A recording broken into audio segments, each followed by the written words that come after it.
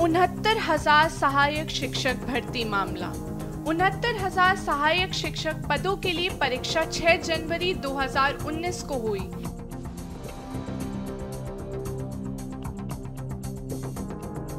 भर्ती के लिए अनारक्षित की कट ऑफ 67.11% और ओबीसी की कट ऑफ 66.73% थी।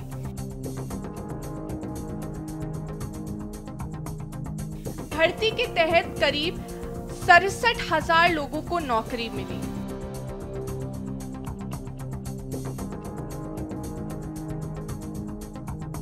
सवाल उठा कि 69,000 भर्ती में आरक्षण नियमों को लेकर अनदेखी की गई।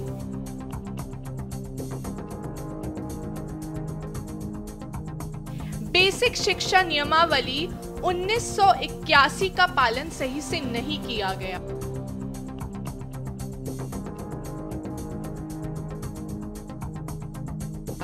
नियमावली में साफ है कि ओबीसी वर्ग का अभ्यर्थी अगर अनारक्षित श्रेणी के कट ऑफ से अधिक नंबर पाता है तो उसे ओबीसी कोट में नहीं बल्कि अनारक्षित श्रेणी में नौकरी मिलेगी, यानी वे आरक्षण के दायरे में नहीं गिना जाएगा।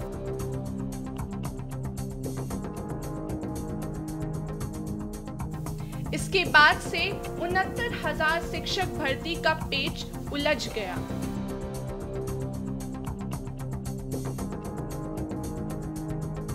आंदोलनरत अभ्यर्थियों ने दावा किया कि 69,000 शिक्षक भर्ती में ओबीसी वर्ग को 27% की जगह मात्र 3.86% आरक्षण मिला।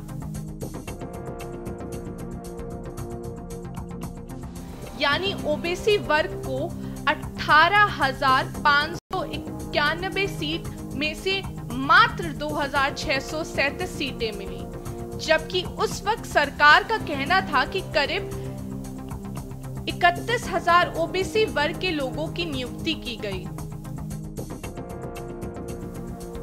इलाहाबाद हाईकोर्ट ने 69,000 सहायक शिक्षक की मौजूदा सूची को गलत मानते हुए मेरिट सूची को रद्द कर दिया। कोर्ट ने उत्तर प्रदेश सरकार को 3 महीने के अंदर नई मेरिट लिस्ट तैयार करने का आदेश दिया। इसमें आरक्षण के नियमों और बेसिक शिक्षा नियमावली के तहत करने के आदेश दिए गए। यूपी के 69,000 शिक्षक भर्ती मामले में हाईकोर्ट के फैसले के बाद से एक ओर जहां कई टीचर्स का भविष्य अधर में है तो वहीं दूसरी ओर सियासी उठापटक भी जारी है। दरअसल इलाहाबाद हाईकोर्ट की लखनऊ बेंच ने शिक्षक भर्ती की मेरिट लिस्ट रद्द कर दी है। सरकार को 69,000 सहायक अध्यापक भर्ती परीक्षा का परिणाम नए सिरे से जारी करने का आदेश भी दिया है।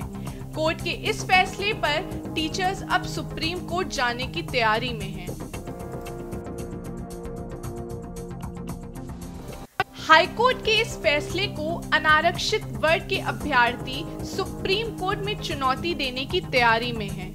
अनारक्षित छात्र मोर्चा के मुताबिक 1994 की आरक्षण नियमावली सिर्फ एक सीधी भर्ती में लागू होनी चाहिए, जिसकी एक ही परीक्षा होती है। प्रतियोगी छात्र मोर्चा की ओर से बताया गया कि वे हाईकोर्ट के फैसले से संतुष्ट नहीं हैं। एक ही भर्ती जो कई चरणों में होती है, उसमें हर स्तर पर आरक्षण का लाभ देने से आरक्षण का दायरा बढ़ जाता है, जिससे अनारक्षित अभ्यर्थियों के मौलिक अधिकारों का हनन होता है।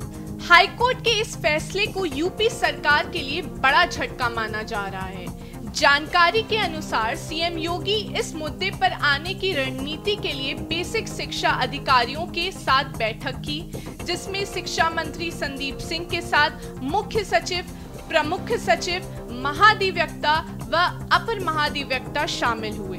सरकार के बयान पर अभ्यर्थियों ने बेसिक शिक्षा नियमावली 1981 का वह आरक्षण नियमावली 1994 के हवाले देते हुए कहा कि ओबीसी वर्ग के जिन 31,000 लोगों को नियुक्ति की गई है, उनमें से करीब 29,000 अनारक्षित कोट के सीट पाने के हकदार थे। प्रदर्शनकारी अभ्यर्थियों ने कहा कि हमें 29,000 ओबीसी वर्ग के लोगों को आरक्षण के दायरे में जोड़ना ही नहीं चाहिए। ठीक इसी तरह अभ्यर्थियों का आरोप है कि 69,000 शिक्षक भर्ती में से एसएससी वर्ग को भी 21% की जगह मात्र 16.6% आरक्षण मिला। अभ्यर्थियों ने दावा किया कि 69,000 शिक्षकों की भर्ती में करीब 19,000 सीटों का घोटाला हुआ। इसको लेकर वे हाईकोर्ट भी गए और राष्ट्रीय पिछड़ा आयोग में भी शिकायत की। स्पेशल डेस्क के न्यूज़ इंडिया।